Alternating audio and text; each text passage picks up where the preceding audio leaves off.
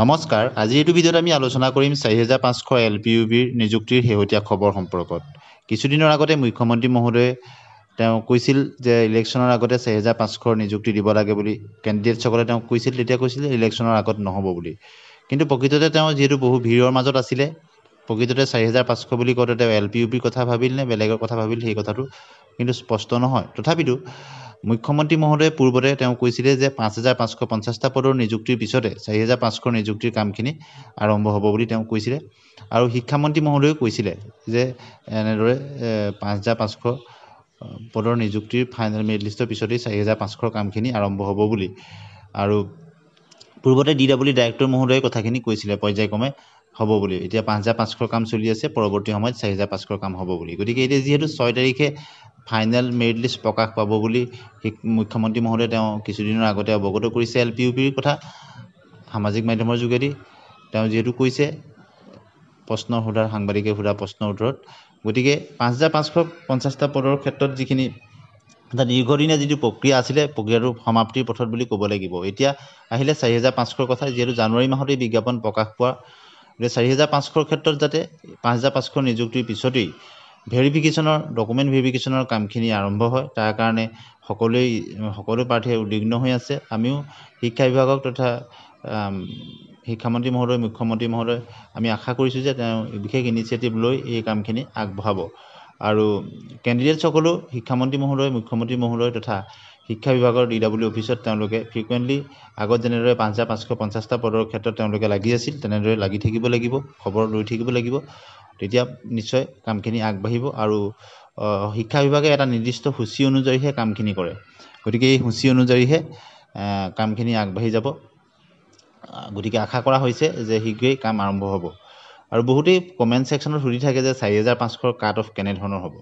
আমি 5550টা পদৰ ক্ষেত্ৰত এলপিইউবিৰ ক্ষেত্ৰত বহুখিনি আমি কাট অফৰ বিশ্লেষণ আগবঢ়াইছিলোঁ আৰু আপোনালোকে চাব ভিডিঅ'ছখিনি প্ৰায়খিনি বিশ্লেষণ কিন্তু সঁচা প্ৰমাণিত হৈছে আমি যেহেতু বহুখিনি তথ্য আমি বিভিন্ন ধৰণৰ পোলছবিলাক লওঁ বিভিন্ন ধৰণৰ কমেণ্টছবিলাক এনালাইচিছ কৰোঁ বা পূৰ্বৰ মেধা তালিকাবিলাক চাওঁ এতিয়া 4500 ক্ষেত্ৰত আমি চাওঁতে 5500 যিখিনি প্ৰভিজনেল মেৰিট লিষ্ট সেইখিনিও আমি চাইছোঁ তাৰ পৰা যদি আমি সামগ্ৰিকভাৱে চাবলৈ যাওঁ 4500 পদৰ ক্ষেত্ৰত কাট অফ 5500তকৈ কমিব নে বাঢ়িব এই ক্ষেত্ৰত একেষাৰি কৈ দিব নোৱাৰি কমিব বা বাঢ়িব বুলি 4500 পদৰ ক্ষেত্ৰত এটা কথা মন কৰিব প্ৰায়বিলাক জিলাতে কিন্তু সমান সংখ্যক পোষ্ট আছে আৰু 5500 ক্ষেত্ৰত কিন্তু পোষ্টবিলাক কোনোবা এখন জিলাত বহুত বেছি আছিলে কোনোবা এখনত নাছিলে আৰু কোনোবা এখনত কম আছিলে গতিকে সেই ক্ষেত্ৰত 5550টা পদৰ ক্ষেত্ৰত য'ত পোষ্ট বেছি আছিলে আৰু যিবিলাক কেটেগৰীৰ ক্ষেত্ৰত তাত কাট অফ যথেষ্ট কমি গৈছে কিন্তু 5500ৰ দৰে 4500ৰ ক্ষেত্ৰত নহয় প্ৰায়বিলাক কেটেগৰীত প্ৰায়বিলাক ডিষ্ট্ৰিক্টত প্ৰায় সমান সংখ্যক পোষ্ট আছে মাত্ৰ 5-6টা পোষ্টৰহে ডিফাৰেঞ্চ আছে গতিকে ইয়াত এটা সামগ্ৰিকভাৱে এভাৰেজ কাট অফ হোৱাৰ সম্ভাৱনা আছে আৰু কাট অফ 5500তকৈ তুলনামূলকভাৱে কিছু হ'লেও বৃদ্ধি হ'ব কম হোৱাৰ কিন্তু আশাহীন আছে কিন্তু কিছু কাৰকে ইয়াত প্ৰভাৱ বিস্তাৰ কৰিব যি কাৰণত কাট অফ 5500তকৈ বহুত বেছি নহ'ব প্ৰায় সমানেই থাকিব হয়তো কোনো জিলাত কোনো কেটেগৰীত কিছু পইণ্টত ইফাল সিফাল হ'ব পাৰে কিয়নো যেহেতু জিটিপিজিটিত যিসকলে নিযুক্তি পালে তেওঁলোকক উইথড্ৰ কৰালে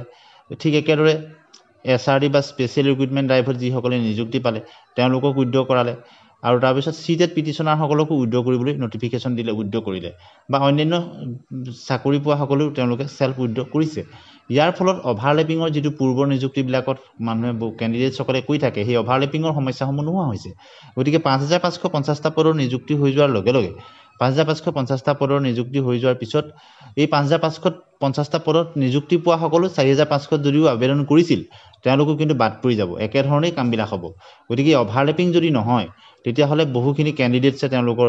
এইবাৰ 5500 যিসকলে পইণ্টৰ কাৰণে নাপালে বা যিসকলে 2-3 দিনৰ কাৰণে তেওঁলোকে আবেদন কৰিব নোৱাৰিলে তেওঁলোকৰ সপোন পূৰণ হ'ব আৰু 5550টা পদত কম নম্বৰ চিট এটাৰ আবেদন কৰা বহু প্ৰাৰ্থীয়ে নাপালে পৰৱৰ্তী সময়ত চিট এটাৰ নম্বৰ বৃদ্ধি কৰি এতিয়া তেওঁলোকে 4500 আবেদন কৰিছে